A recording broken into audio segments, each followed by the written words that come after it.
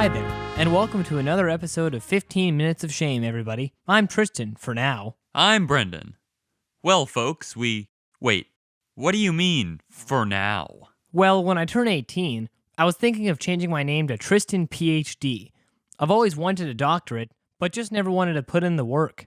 I never knew that. How long have you wanted to be a doctor?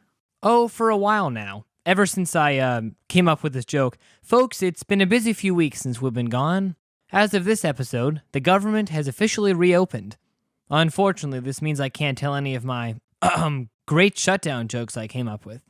Oh well, I guess you'll never get to hear them. Actually, Tristan, why don't you tell a few? I'm sure they'd still be funny. Oh. No, it's all right. They wouldn't be topical. Come on. You've got to have faith in your own material. I bet they're great. Oh, okay, Brendan, listen, I actually didn't come up with any. Wow. I guess your brain was shut down, too.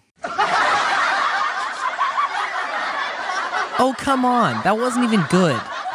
Ugh. Well, anyway, folks, the government is officially open for now, giving over 800,000 workers much-needed pay. And speaking of much-needed pay, this week is our pledge drive week. That was, without question, the most selfish segue I have ever heard. I'll cut to the chase, folks. We just need money. 10s, 20s, 50s, 100s, any denomination, we're not picky. Even a small gift certificate would be fine. Baskin-Robbins. That's right, everyone. And if we reach our goal of $50,000, any leftover money donated goes to the Tristan and Brendan Foundation, helping us not have to pay taxes since about 5 days ago. What a great cause. Wonderful cause. Hopefully we've convinced you. And wait, what's that? Is that a wailing puppy?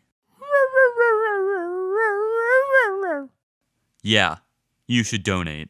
And now, this. Well, everybody, movies. They've been keeping us entertained for hundreds, even thousands of years. I'll never forget what my dad once said. Son, you have no knowledge of history. Still don't know why he said that. Anyway, break out the popcorn, everyone, because it's time to introduce a new segment we're calling Tristan and Brendan's Movie Reviews. That's right, everyone. Now it's time to talk about a movie that has excited people since its release, with the powerful story of a legendary rock band, Bohemian Rhapsody. Wow, what a movie. Brendan and I both watched it just recently. Well, separately. Yes, separately. It was incredible. Probably one of the best movies I've ever seen. Brendan, you want to tell him what happens? Yeah. Okay, sure. So, if you haven't already guessed, the movie is about the history of the rock band King. It's Queen. Oh, yeah. I'm pretty sure. Sorry. Don't know what I'm saying. Yeah, so this guy, I think his name is Fred or something.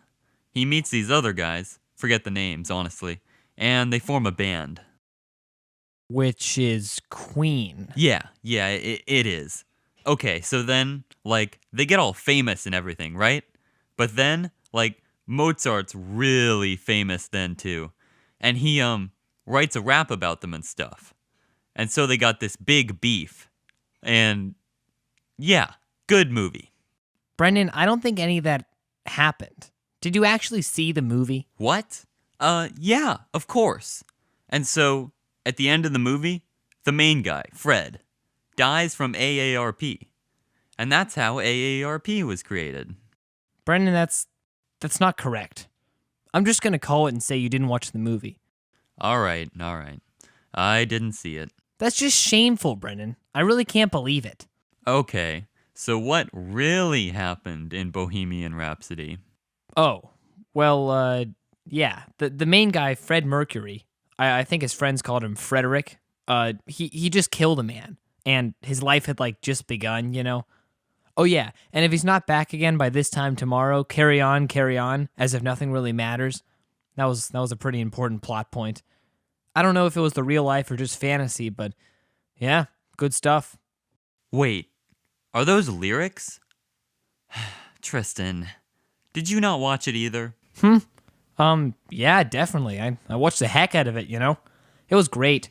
especially with the space aliens and the dinosaurs, and I think Austin Powers was in there too. Tristan, please. Yeah, I didn't see that one. So neither one of us saw the movie we're supposed to be reviewing. Well, the audience is supposed to form their own opinion, so maybe it's better this way. Go see Bohemian Rhapsody, everyone. I don't know if it's still in theaters or anything, though. Technically, I don't know if it even exists. But go see it. It's a good one. That does it for Tristan and Brendan's movie reviews. See you next time. And don't worry, we'll actually watch the movie next time. Well, at least the trailer. I'll probably read the Wikipedia article. So long. Well, let's get to the news, folks.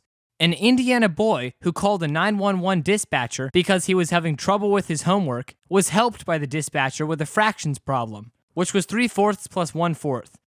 Said the boy, "Great, thanks. So that's how much of my house is on fire." Saudi Arabian police have arrested a man after the camel urine he was selling as a healing substance turned out to be his own.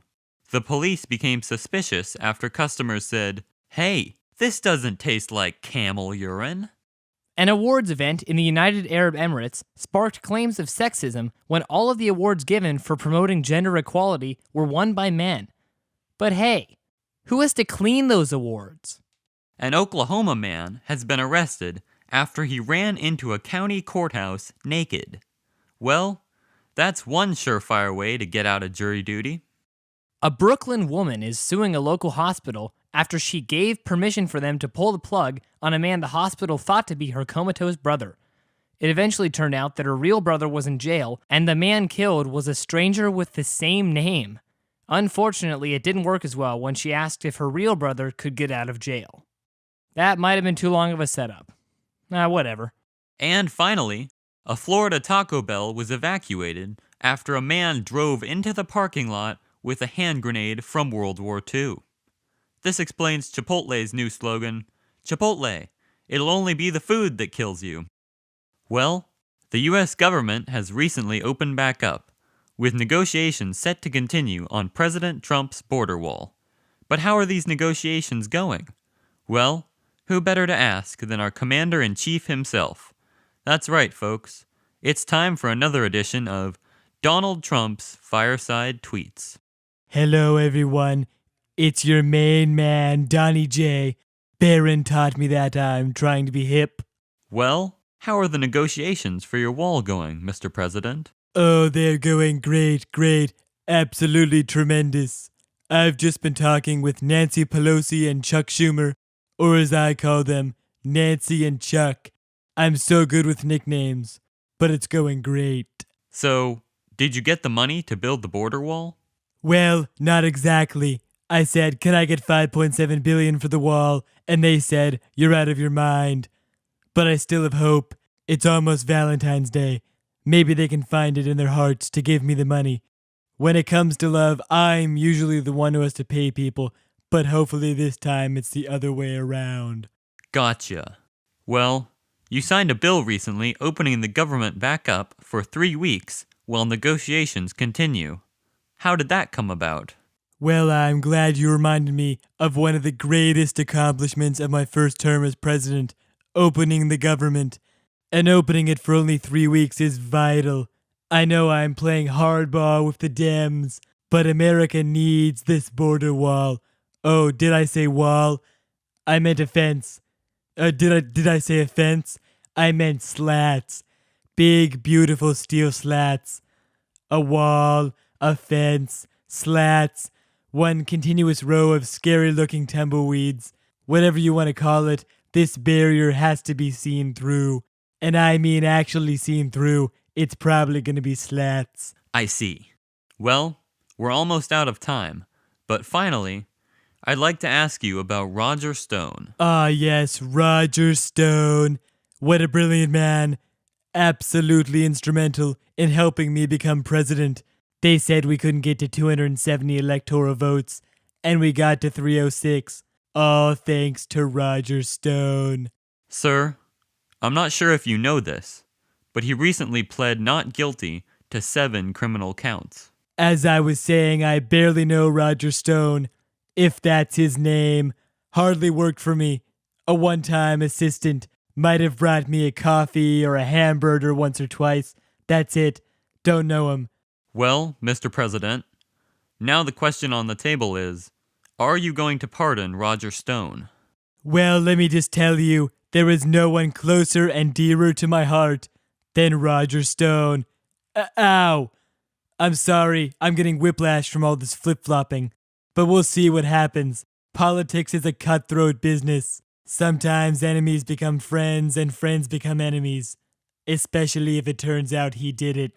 Well, that's all the time we have. This has been Donald Trump's Fireside Tweets. And that brings us to the end of another episode of 15 Minutes of Shame, everyone. See you next time. All right, done recording. Now let's go bury that dead body. You got the shovel? Yeah, of course. Oh, okay. Let's go.